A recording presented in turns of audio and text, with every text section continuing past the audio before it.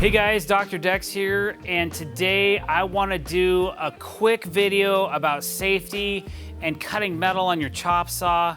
So if you like this video or you didn't know this trick I'm about to show you, please click that subscribe button, or for goodness sake, click it anyways, just because.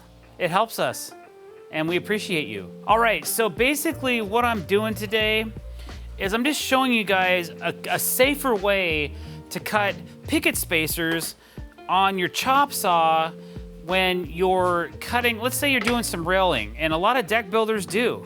And I've actually talked to several deck builders that don't know this trick. So I hope this helps somebody. Maybe you already know it, but maybe somebody you know doesn't know it and you need to show them. So use this video for that purpose. So I used to cut all my picket spacers like this. I put the picket spacer, mark my line, and then I would just fire away and I'd pray and hope for the best.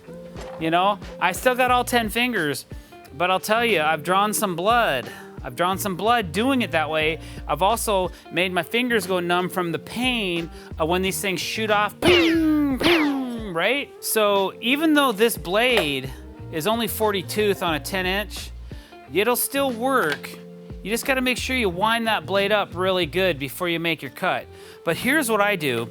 I take a piece of old railing track, the bottom rail of a Regal Ideas. That's what I use a lot of, Regal Ideas Picket railing, but you could use this technique with any brand if you're doing a snap together rail system. All you gotta do is snap your picket spacer onto the bottom rail, like so, mark it wherever you need to cut it, and then slide it off, and you can keep your hand this far away from the blade, and you're guaranteed you're not gonna cut anything or hurt yourself or lose any fingers doing this, okay? So it took me 15 years to figure this out.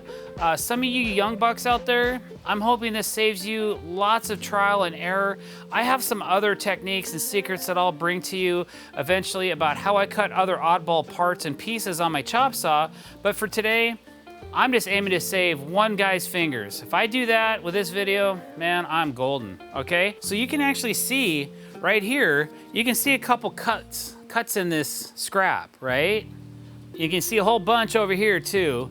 But basically, we've used this before to do this technique that I'm telling you about. So, okay, so let's just imaginary line this thing. There's my line. I'm gonna keep this side here. So this side is waste, this side I'm keeping, okay? Anytime you have your fingers in this green area, or if it's yellow, I don't care what brand it is, yellow, red, blue, whatever, doesn't matter. Never have your hand in this area here. So I'm gonna keep it away like this. Here we go.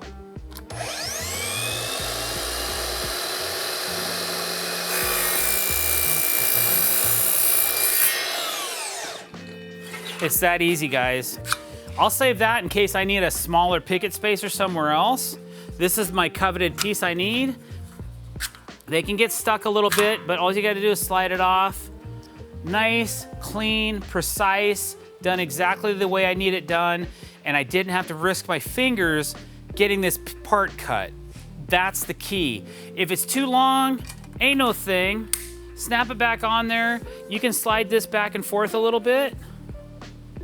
Cut a little bit more off of it, slide it back off. There's your part, lickety splits, you're done. And you have all your fingers to go home and show your family how good you were with your construction this day. All right, guys, thanks for watching. If you like this video, or if you really think that maybe it might help you in the future, don't forget to click that subscribe button, hit the bell icon to be notified when we're putting out new content. Don't forget to like this video. Leave a comment below and let me know if you knew about this trick already or if it's something new that might help you out in the future. Thanks for watching, guys. Have a great day.